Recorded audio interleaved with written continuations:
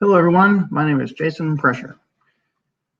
This video presentation will demo a text-based game that my team and I created for our assignment in our CIT 260 class in BYU Idaho. This is an online course.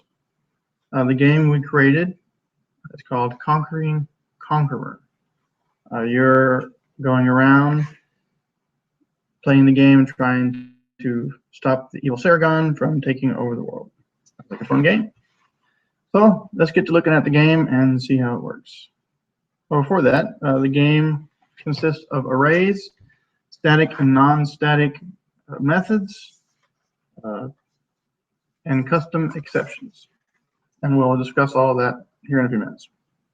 So let's go look at the game.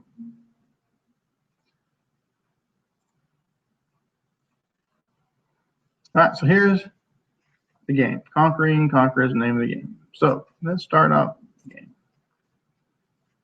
So first off, we have to enter our name. We also have an error here that if we don't enter the name correctly, we'll get an error. So if we hit, it has to be at least 2 characters to be valid. So if we hit just 1 character, we get an error. It says input is invalid. Please enter your name again. So enter the name. These 3 characters, boom, it works. So we don't have a game to load, we don't have a save game, but we can go to the help menu, learn about the game, talk to us about the game. I said you're defeating the evil Saragon right here. Let's see. Saragon the Great is trying to take over the Akkadian Empire. Your journey is to go to the city and stop him collecting food, weapons, and friends to help you along the way to defeat the evil Saragon. So how we move in the game? We can move. The game consists of a 5x5 map. You can either go north, east, south, or west. And our strength is calculated by how full or hungry, how full we are, or hungry or thirsty we are, the user is. The strength is earned from experience in battle, and strength also comes from weapons. So if we hit Q, we can go back out to the main menu. So let's go ahead and start the game. So we're at the main menu. So let's go look at our map. Your map looks like. Here's our map. Map is populated randomly with different things. So right here we have CZ, if that's called. We have drink, we have food. We have drink here, we have food here. We have some weapons. We've got villain here we can fight. More drinks, more food. So each one of these locations, when we go to that location, we can find that stuff. We can also look at our inventory, see what we got in inventory. So, do we have any weapons? Don't have any weapons. We have any food? So we asked if we want to eat, drink, we want to save the game. You see available food. We can see a short list of food. So let's go eat. What we like to eat. This is the things we can eat. That's what I have in our menu. So let's eat some goat. All right, has eaten goat, and health has increased to 10. So also print out a food report. Save it to where we want to save it. Let's not do it right now. Let's back out. Main menu. We're at the main menu. Print out. This is our array. F and A are arrays. The F, go over here to the food drink menu. Go down here to the bottom. Right here, this is a simple for loop. So what it will do is it'll go through the food type, which is over here. This is food type. This is our food types. So what it'll do is it'll go through the food type and it'll print out all the food type with this in front of it. So the available food items are, and then the name of the food type. And we'll do that until it reaches the end. This is the simple one. So we will do that. F. The available food items in the game are venison, goat, dates, grapes, locusts, lamb, and berries. There's also another way to display an array, and that is with an index. So this one here, display food, here's our array right here. What we want to do is we want to start at number 2. So remember, array start at 0. So 0, 1, 2. So it'll start here and we'll end at 4 when it's less than 4. So it'll end here. If you put an equal sign in there, then it'll also include the 4, but it's not going to. So we'll push in A. And dates are the food type of the game, and grapes are a food type of the game. So there's array. 3 types of arrays in this game, in Java. This game uses enums as our array. Enums are used throughout the game because we don't want the variables inside these enums to change. They remain constant throughout the game and cannot be updated at any time. An array, we could use an array to save scores of other players or other things. An array list, we could use that. We haven't implemented it, but we could. We could use an array list if you have 2 different types of arrays that you would like to put together. And since in an array, you cannot do that. An array list is what you would use. So let's say we wanted to see all the names of all the people who played and their scores. We could use an array list, and we could iterate through the entire array to see everybody and all their scores. Or we could use an index and just pick out certain ones. So that's our game. That's what we have. We also have static and non-static. We'll get to that here in a minute. So let's quit out of that. Eat menu. So what kind of weapons do we have? We don't have any weapons in it. So let's quit back out to the main menu. We can travel. Where do we want to go? We want to go north, south. If we try and go north, we can't because we are in position that we cannot go. So we can go south. And we went south because we moved there. Let's try and go east. Can't go east because of where we are. We can't go west because of where we were. We can go north again. So we can go north again. Oh, we cannot move north because of that, but we can go west, back to where we started from, position 0, 0. Let's view the map. We were at 0, 0, we're at CZ. So let's quit back out to the main menu. And then let's explore the area. So let's take a drink. Let's drink some Nectar of the Gods, and our health has increased to 15. Ooh, we're good and strong now. So let's go back out. Let's search a location. Search location didn't do anything. All right, so let's go and choose the direction to travel. Let's go east again. We're at 0, 1, so we're good. So let's view our location. We are at 0, 1. Let's quit back out to the main menu. Let's attack our enemy. Let's flee from the enemy. So we don't do that when we flee, so we go back out to the main menu.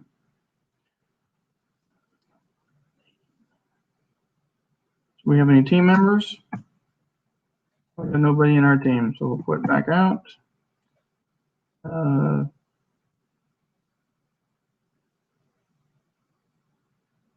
quit back out to the main menu.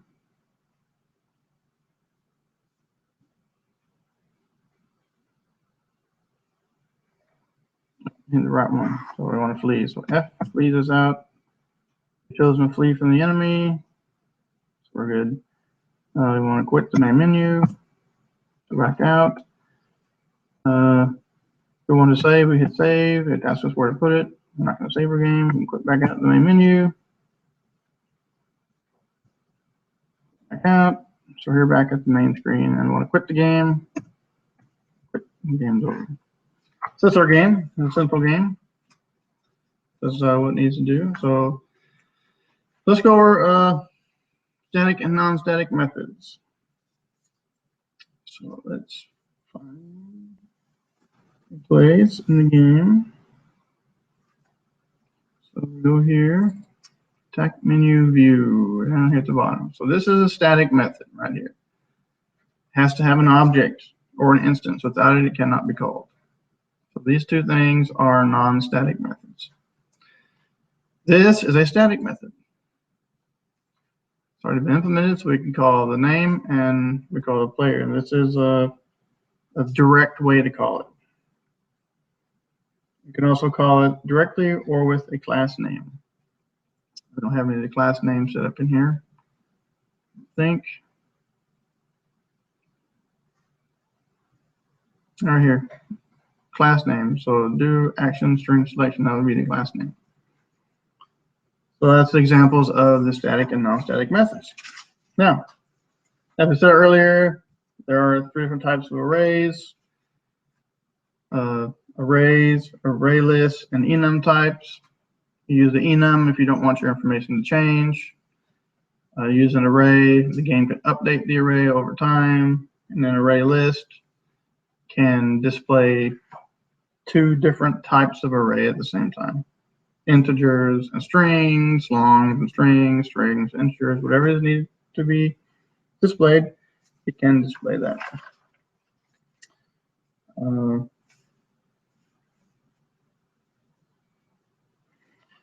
And we also went over earlier about how to display the arrays.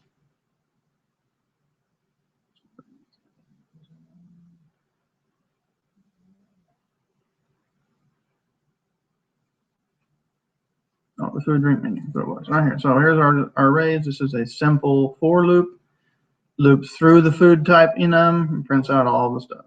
And then we have an index, which only prints out the certain things that we want. If we put an equals here, like that, then it'll print out 0, 1, it'll print out 2, 3, and 4, and nothing else. So we'd leave that in there. That's what I want.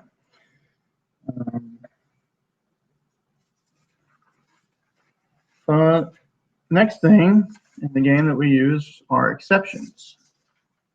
Exceptions are a cool thing. If you don't use exceptions, if you get an error, a runtime error, the game will just quit. And you have to start over from the beginning if the error's been fixed. So in our game, we have this game control exception. We also have down here at the bottom, you know, game control, movement, and wins exceptions. So here's our game control exception. It'll try and run this sequence of code. If it gets any error message, it'll jump down here to catch and throw the game control exception and print out a message that shows that this is not a good input. And it'll ask you to put it in and you try again. If it is good, it'll run this right here. You'll be able to save the game to where we want to save it, and there'll be no problems. Like I said, without this, if you get an error, the game just stops, and you have to restart the game from the beginning. And these are pretty cool because if you get an error, it'll stop there and keep running through it until you get the right input, and then it'll move on to the next one.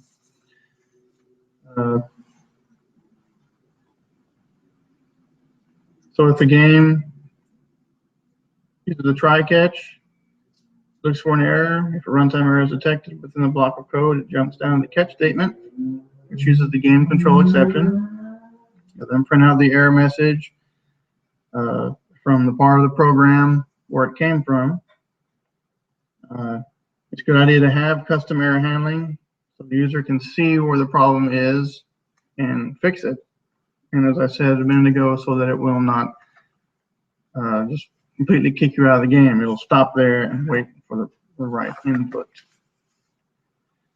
Now this game also uses, on Java, there's also 2 different ways to write data either to a hard drive, the screen, or a piece of paper. And that's either byte stream or character stream. Byte stream was developed first. And if you use a byte stream, it will only, as it says, save 1 byte at a time. And if it's not words like it is right here, it won't work. So it can only do Western type characters, which English, Russian, or English, German, Spanish, stuff like that has actually Roman characters, Romanized characters. So they developed a thing called character stream. Character actually save an entire message. So this is a character right here. Actually, this whole thing, each one of these is a character. Boom, boom, boom. So the character stream will print all these out to the file or wherever it is it's going. See, we got the output location. With the byte stream, we print boom, one at a time. Boom, boom, boom, boom. But the character stream will print all this, and then all this, and print all this at one time instead of one character. And if you had special characters in there that weren't Romanized, such as Chinese, Japanese, Korean, whatever, it could print all those out. So the character stream is actually a really good idea. It really helps, saves time, and it can do a lot more than byte streams can do. Well, that's my game, and that's a little information about Java and how our game operates. Hopefully one day we can get the game working completely. So it'll be a fun game to play. I enjoyed creating this game with my team. We all had fun. I hope you enjoyed this video. A little demo of our game and a little explanation about it. See you next time. Bye. Goodbye.